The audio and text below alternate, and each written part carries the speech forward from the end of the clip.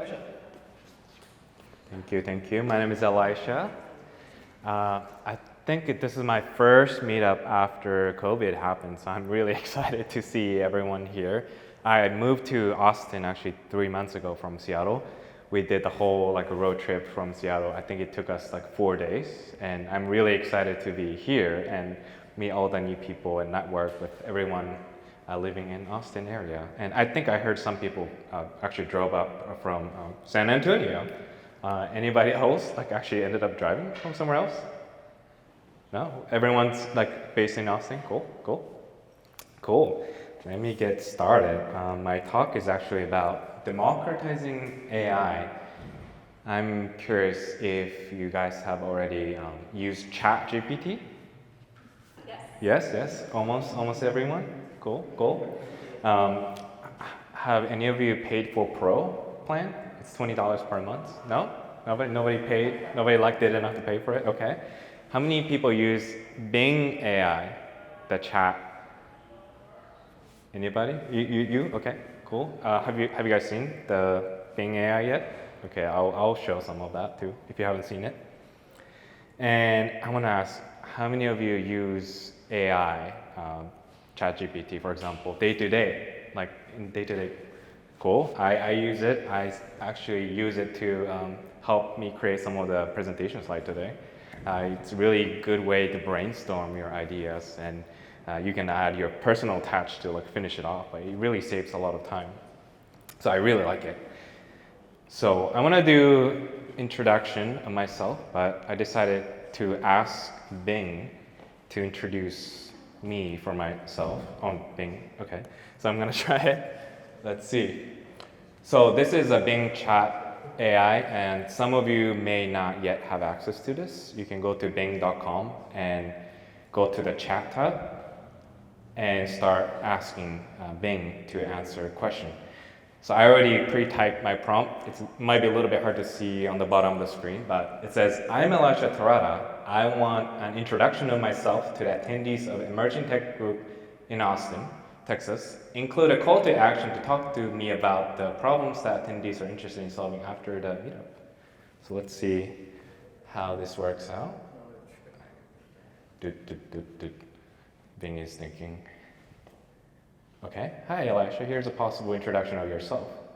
Hello everyone, my name is Elisha Terada. I'm a software engineer with a passion for emerging technologies. It's scrolling too fast. I have experience in developing web applications, chatbots, machine learning models, and blockchain solutions. I'm always looking for new challenges, opportunities to learn and grow. That's true. I'm here today to share some of my insights and projects on emerging technologies and how they can help solve real-world problems. I'm also interested in hearing from you about the problems that you are facing of interest in solving emerging technologies. And the email address that you got, this is wrong. He made it up, but what's cool about Bing is it's actually scraping the web. So it's looking at the information from my website. Actually, this one doesn't provide a source, so maybe it didn't go through that. But yeah, it's usually good at showing where it got the information from. And that's great because what I was able to do is to say, hey, I'm Elisha Terada. I want to write introduction email to this person I see on LinkedIn. And you actually get the profile from the LinkedIn public profile. And being a Microsoft who owns LinkedIn, it's probably going to even get better over time, where it just write personal, or you could say impersonal, email messages that's really highly customized. So you might start to watch out for email message that sounds personal, but probably written by Bing at some point in the future. And I want to actually go back to Bing and have fun together asking different questions. So that's the power of Bing AI, and you should have access to that very soon. So there are a lot of topics that we can cover in terms of what's happening, especially in the AI space. And today I want to focus on usefulness, affordability, and accessibility. And I know that KUNGFU.AI, Steve is going to cover different parts of these topics, but I want to focus on these three things today. So back in 2017, this is when my journey of interest in AI ML started. That was when you start to hear about like cloud-based online solutions that you could use to train your own models. That's also when a lot of the tool chains become available for Python engineers to download the code and run it and get the quick results out. That's also when you start to see enterprises utilizing ML to detect the fraud in transactions, or if you've ever used Expensify, where you could just upload a receipt, and without human intervention, they were able to get 90% of the work done by AI and ML. So that was like, whoa, this cool things is happening, I need to learn. So I actually went and joined a conference called PyData 2017 that was hosted at Microsoft. I met like hundreds of people working in the field. A lot of them are like a PhD student. Some of them are working professionals in AI and ML space. They're so smart, and all the talks were so mathematically technical that I only understood 20% of it, but I still liked it. It's like, oh wow, this is the future. This is where things are going. And I got into just getting to play with it because I like to create stuff. So using Microsoft Custom Vision, and that was still back in 2017, I trained a model to recognize if a photo is a taco or not. And you might have seen some of the jokes in the Silicon Valley where what's the guy's name? The Asian character, he invented an app to recognize picture of something. You might look it up later. But basically I created this model that can train, is it a taco? And you can kind of fool what tacos is. Like this thing's 72% taco, even though like all the parts are a little bit apart and not put together as a full taco. I also like cats, and I own cats. So I actually gathered 1,000 images of cats from online and trained to detect which breed it is, and running through a model to say, okay, here's a test data on the left side, and on the right side, this is what you call, like, I want my model to predict what breed this is, and it can predict with the 96.9 confidence that this is a Siamese cat. And I also tested with my cat Scottish Fold, and it thought like, yeah, it's like 60% there.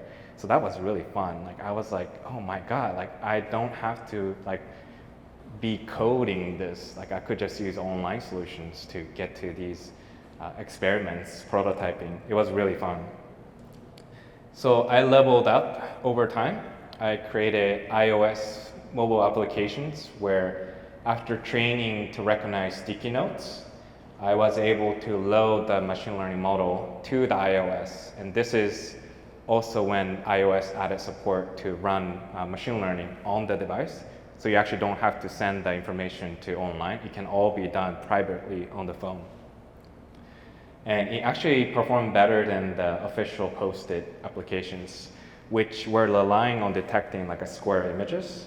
And they weren't doing so well when sticky notes were like overlapped, where it's not quite perfect squares. It's like kind of like complex rectangle shapes. So machine learning was showing the power of how easy it is and how accessible it is for me as an engineer to get my hands on it and build something very useful. This is another example of creating iOS application. This time it's using object recognition, where the point was to recognize what items can be recycled in our office. And this was proof of a concept prototype I created for the open house we did at Fresh Consulting back in our headquarters in Bellevue, Washington. And that was pretty fun. But there are challenges with what I was doing, because was it really affordable? Well, if you think about how many hours I spent still working on it and how many hourly rate that someone has to pay me to build on it, it's not really affordable. It's in the ranges of like tens of thousands of dollars. And was it useful? Well, it was useful for like a limited data I trained So like cats, like I downloaded 1,000 images, but that's not really enough. You need to be training on possibly millions of images. And that's what you do when you fill the captcha of detecting, like select all the stoplights or detect all the lights or stop signs. You're actually helping someone train the models because they need millions and billions of images to train to be able to use it reliably in real life situations like Tesla autonomous driving. They need lots of data points, right? So yes, it was useful what I built, but like super limited in scope. If I were to make it production ready, we need to be putting way more effort into it. And was it accessible? I would say no, because I had to study all that stuff, and they had to hire me as capable software engineer to do all these things, right? And there are not many engineers, I would say, who also kind of double in learning machine learning and AI. Back in the time, it was very clear split, like you're a data scientist person who just do Python and they don't care about building UI, they don't care about building websites. They care more about like working in their little computer, and then they would hand it off to someone else to like make something happen. So accessibility of talent, resources, not quite unless you are really interested in doing something like this, like me. And when ChatGPT came out, instantly they got 100 million users. And that's really amazing, right? Because all of a sudden it was something, the power of the AI was something that was limited to just few people, or only for big tech companies who can afford to spend monies and resources on it. But now you can just go to a website and just start having access to it, and for free. Like you don't even have to pay, you don't have to train, you don't have to understand anything about AI ML. And also, this is news today that they just made API for ChatGPT. So you'll start to see more and more application leveraging this technology. So Snap Inc., Instacart, Quilt Shop, and Speak. I don't actually know what the site is for Speak. And the Brancher.AI is what we actually built as a web application that makes the AI models more accessible to people. But these companies already announced that they're using ChatGPT. And the news just came out like a few hours ago today. And also, if you play with something like Midjourney, Stable Diffusion, where you may have also seen images being created with the generative AI, and that was something that was not really accessible, but all of a sudden everyone is creating cool images from the text prompt. So I would say that was cool. And I actually took a deeper dive into it, and these are the images I created with the Midjourney. It's pretty incredible what it can output. And I actually even created one of the image and printed as a coaster, the Fuji mountain from Japan. And I was actually able to sell the art at one of the art fair locally in San Antonio. Yeah. And you also see companies like Notion just announced Notion AI, where text that you type, you can actually have the GPT to like rewrite the sentence or make it sound better, or come up with something from zero to useful to-do list. And you can also see Agoria, Duolingo, Intercom starting to implement AI. And that all came out because of the GPT-3 availability. All of a sudden, a lot of these tech companies have access to these powers. It's not just for cool big tech companies who get benefit from it. You also start to see AI startup that's born out of the accessibility of the GPT-3. And Brancher.AI is one of the application that we created because, whoa, this is so easy. We can build AI application now. Why not do it? And you might recognize some of these apps. These are pretty cool. That we can even talk about it a little bit later. This is Brancher.AI, which Johnny over there, who was MC, and I built. We wanted to make GPT even more accessible because just having GPT access through API isn't quite enough to make it easy for anyone to build application. So over a week, we built this application together and we submitted through a hackathon, and we actually won the first place. So we got a lot of buzz around that, and we're continuing to fund resources, and we're actively working on it every day to make it even better. Another example, actually, this is a prediction that I have for the 2023 with where the AI is headed. And I'm showing the San Antonio Spurs logo. They're the NBA sports team in AT&T Center in San Antonio. They actually contacted us and was interested in refreshing their experience of a kiosk application. So instead of like good old kiosk where you touch a panel and then get an answer, they wanted their fans to experience naturally typed language interaction. So they can come and ask, is baby bottle allowed in the stadium? And we will go through the pre-trained models that we prepare for Spurs, and they will give a naturally sounding answer back to the users. And we are actually talking with another potential client on Friday where they're also interested in turning their knowledge base that they already have and adding the power of GPT so that people have easier time searching. Instead of searching by keyword, people want to type, hey, where's my PTO policy? When do I get paid? It's so easy to ask GPT, and you get the natural answer.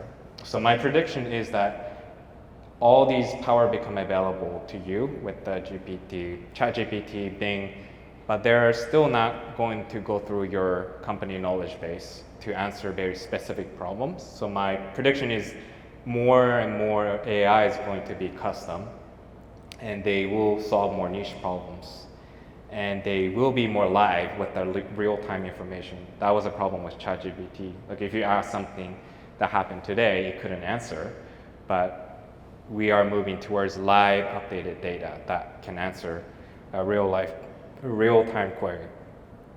So today I kind of blasted through 3 topics quickly, but I would like to have this emerging tech group kind of helping answer some of the other questions that might be displayed on the screen. We are also available to network afterwards if you want to discuss more.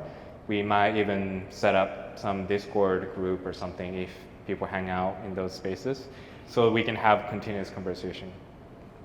And I'm just going to put my slide here if you want to reach out to me. Oh, the @ sign is gone, but you can reach out to me at Elisha@freshconsulting.com. We have 5 of us working at Fresh Consulting in this room and available for networking. I'm also on Twitter and LinkedIn that you can reach out, and I'm only Elisha Terada, so you won't find other person, so you won't get confused. My name's Steve Meier. I am one of the co-founders and head of innovation of KUNGFU.AI. It's actually a pleasure to be here. So we're going to hit on the AI topic. We're going to hit it from a different angle. Today, I thought it might be interesting to talk about really what is the state of AI today. Let's look at things from a bigger picture lens. Is this thing real? Is it valuable? Is it going to go away? Should I be worried that ChatGPT will take my job? Those types of questions I think we'll explore today and together. Before we do dive in, for those of you that don't know who we are, here's our amazing team. We're actually located here in Austin. We are a boutique artificial intelligence services firm, so we're hyper niche. We do AI all day, every day, full journey from strategy and trying to understand where might you make a market advantage with artificial intelligence, how might I monetize my information, all the way through helping you execute and build custom technology. So we've been doing this for 5 years and it's been a ton of fun. We've seen a ton of change, and through that change we've started partnering with our customers very strategically to help them navigate through that large cycle of change where the basis of competition is starting to be predicated on what AI capability can you use and leverage in production. So those are some of the things that we focus on, but where is AI today and where should we focus our attention as we're trying to make sense of this whole thing ourselves? So I don't know if you knew, but science is on fire right now. There's a lot going on beyond the state of AI, and if you are just a big fan of technology innovation, boy, what a time to be alive, because in October, we found out the universe is not real, so that's awesome. In December, we are very, very close to creating limitless clean energy. Will hopefully get us to Mars. And in January, we've been able to reverse the aging in mice 50 to 75%. And the cool part is we actually can age mice 50 to 75%. So we can slide that dial in either direction. So a lot of cool stuff going on that isn't AI. But I'm obligated to talk about AI today, so we're going to focus there.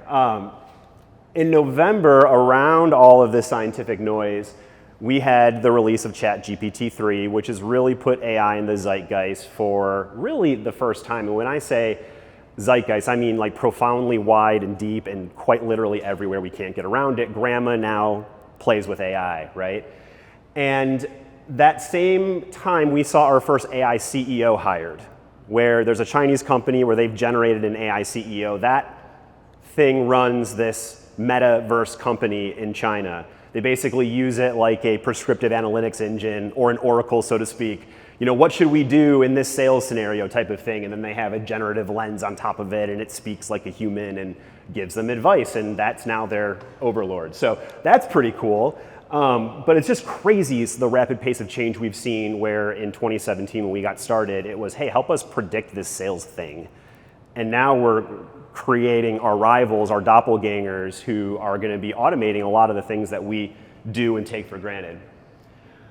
So I think the first point I want to make is today more than ever, there is a new sense of urgency around artificial intelligence. CEOs, boards, technology leaders across businesses are waking up to the fact that if they aren't in this, it might be too late. And they're really trying to navigate this conversation and think about AI pervasively, ubiquitously for the first time ever, which is really cool because previously it was kind of a toy experiment, R&D, it was a point solution, and now it's becoming more general. And the data supports that. So the urgency is being created by those who are being really, really successful in the space. So from a great book, which I'd recommend to anyone who's really trying to understand from a technology standpoint, how does the AI thing come together from a digital infrastructure all the way through capability standpoint? How does it all work and how can I get started from a technology standpoint? It's a great book, and they also look at and survey some of the leaders in AI, meaning companies that self-report, we are measuring tremendous lift in our sales and our corporate value by leveraging artificial intelligence capabilities, and ones that self-admit that, hey, it's really early for us, we're not doing anything. And what they start to find some patterns is the leaders are finding themselves far higher 3-year average gross margins, far higher 3-year earnings before taxes, and far higher 3-year average net income, which is pretty shocking. I mean, if you start to see, you know, in the margins a difference, you'd say, okay, it could be anecdotal, but that wide of a difference becomes really, really profound and interesting. And not only that, if you have a leader and you're in the same market with a leader and you're a laggard, what some of the UBS data is starting to show is that your actually corporate value starts to erode. So you're starting to see lower performance in the stock price relative to companies in your same industry who self-identifies AI leaders. So eventually you start to kind of fall behind. And that's what's causing the new sense of urgency, right? Because in AI, there is a flywheel advantage or an OODA loop for any of you military brats, but where AI helps businesses observe, orient, decide, and act. And the faster they do that, the more they can observe, the more they orient, the more they decide, and the more they act. And the more they do that, the faster they go, and around and around and around we go. It's a flywheel effect. And the ones that are kind of going through this journey, and there's kind of two circles, there's two flywheels. One's a technology flywheel, where I just need to know what I should build that isn't gonna blow up on me, right? What is that capability I actually can pull off versus I saw someone do it and I think I can do it, and then it's just a wasted technology experiment. So we start to go through this loop of technology identification, feasibility assessment, prototyping. It's not like software, it's more of an R&D motion, all the way through model development, productionalization, put it in production, learn from the capability, the data tells us how to improve it, and then we go around the loop again. And then eventually you start to see enough value where you start to think about it from a corporate strategy standpoint. And you want to come up with a strategic roadmap. You want to ensure that your technology infrastructure is AI ready. You want to start to modernize your data and collect more information, stop letting go of the data exhaust that valuable information that you aren't capturing, that would be so valuable if you had machine learning models working on it, right? And then you go all the way through thinking about skill development and change management. And sometimes customers will come to us and they say, hey, Steve and Kung Fu, can you help us with that outer cycle? Because maybe we're fully bought in and we know we need to think big picture. And then eventually, once we have that big picture, you go into the inner ring and it's a technology loop, right? And then sometimes they just start in the technology loop and they say, give me a prove it project. And then we're gonna think about this thing holistically. And there isn't a wrong answer. But just know that there is some urgency, because as people are starting their journey, others are falling very, very far behind. So one of our advisors, he's a professor, he studies technology diffusion and diffusion curves of innovation, basically says AI is just the new technology wave. There's been many technology waves, from digital and mobile and going on backwards to just information technology and internet and mechanical machine assembly lines and yada, yada, yada, right? Fourth Industrial Revolution.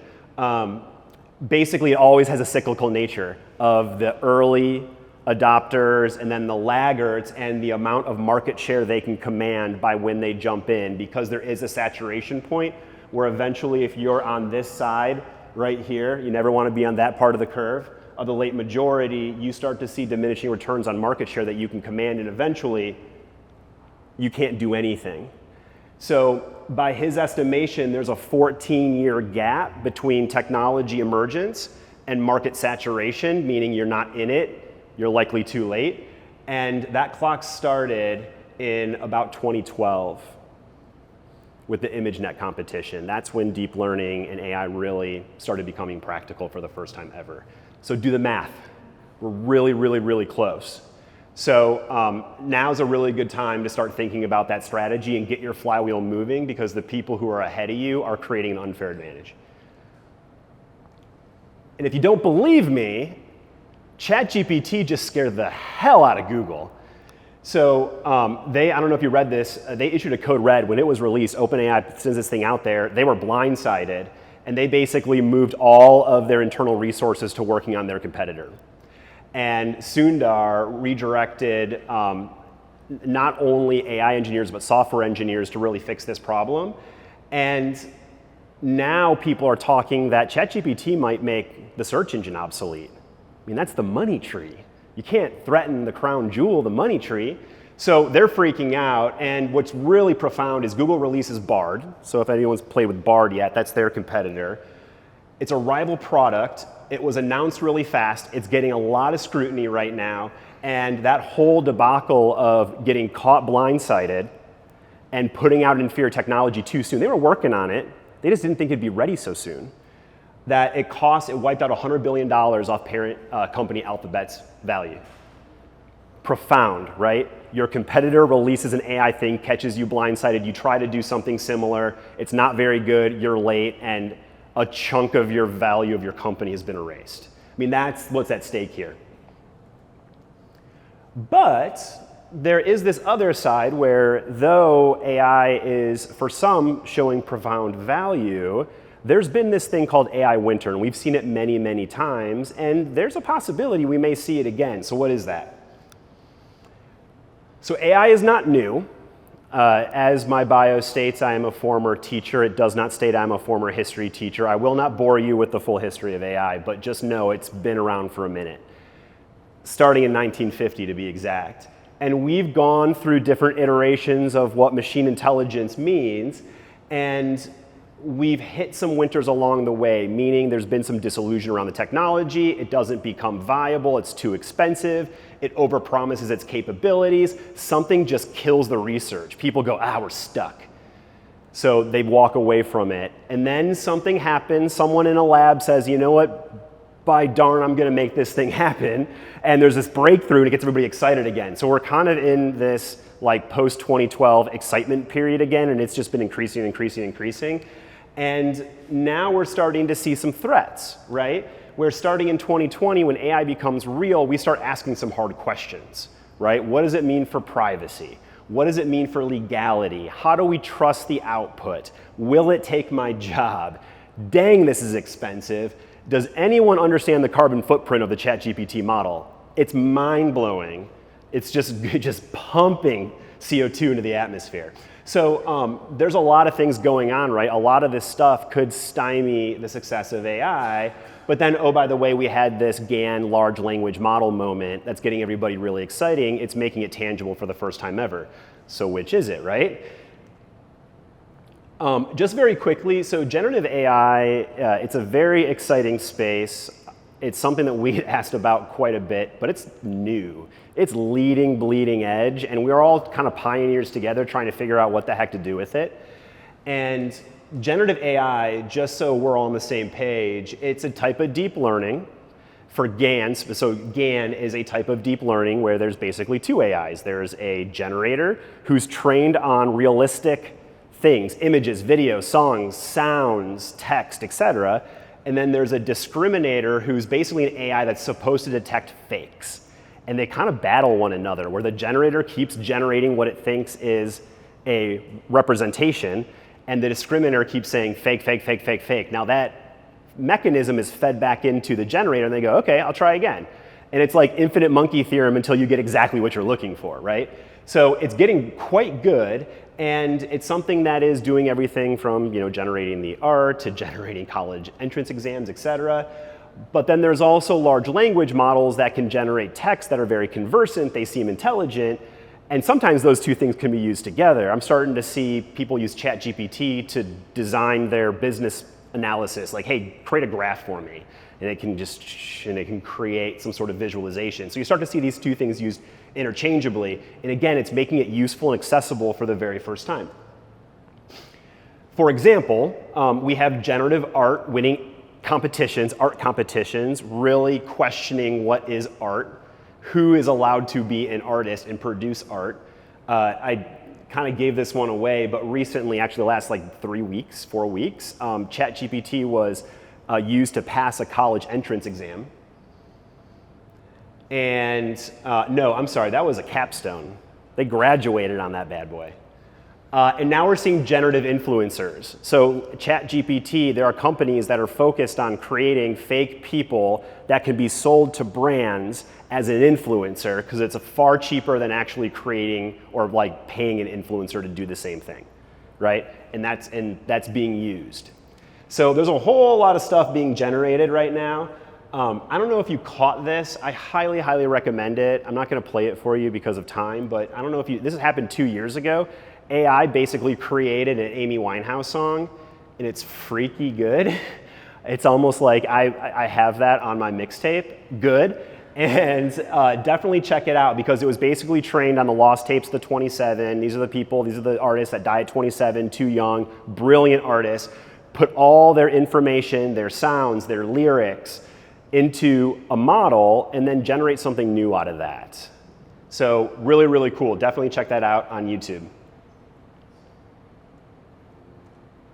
And now it's going to play it for you, which I don't want it to do. I'm just going to tease you with that. This is actually brand new. This was brought to my attention today. Our technology team was talking about this. Right now, they are training a generative model, or a large language model rather, to try to write the final opinions of a Supreme Court decision. So here's all of the case law and precedent and all the data behind it. Here's what the decision should be. Now write it as if you were Alito, or write it as if you were Ginsburg. And you're starting to see, in terms of accuracy, how well it writes that final opinion is pretty good. And this is just kind of a lower level new type of effort. But like, think of all the things people are starting to do. There's a competition out there right now where there's a startup that will pay you $1 million if you let their ChatGPT version argue in the Supreme Court on their behalf. Like, let our model do it, I'll pay you $1 million, save you a butt ton of legal fees. So there's a lot of cool experiments going on right there, and it begs the question, what does it mean to jobs, right? So this is 2017 McKinsey data that basically said, hey, we estimate somewhere between 75 and 375 million jobs will be replaced by AI, and 40% of all US jobs by 2050. And there's all these examples of those jobs. Now, some of those are becoming true, right? Some of them we might be far off, but this was 2017. We didn't have GAN or any sense of it at that time. But all these implications, we're starting to see IP ownership being attacked around AI. We're starting to see AI being brought up in the Supreme Court around free speech and ownership. We're starting to see it battle other AIs in the war in Ukraine. So all of these things are going to make us question how might we curtail this technology, or do we just kind of shut it down until we know what we're doing with it? But, oh yeah, a couple ones. So could big tech be liable for generative AI output? Hypothetically, yes, says the Supreme Court. So there's a lot of stuff out there if you Google it, which is really scary to the startups, right? It's like, oh, maybe we should think about that. It's early days, though. I'm in the industry because I'm hoping there isn't an AI winter. I'm optimistic there's not going to be an AI winter. But if there's anything you can walk away from, there's stuff we got to figure out, right? Super powerful technology, really cool. It's real, it's here. We need to be tracking it, but we need to be answering the questions. How do we think about this? What will we do? What won't we do when it comes to the topic of artificial intelligence? And there's a lot that's going to be sorted very, very soon, whether it be us choosing or the courts choosing. So it's going to be pretty exciting. And that's all I got. In case you're interested, this is the intersection of AI and healthcare. If that is your jam, we wrote an awesome paper on that, talking about the importance of domain expertise and how to think about AI in the industry. And there's a lot of analog there as it applies to other industries too, so it might be something interesting to check out. You can contact me at my email below.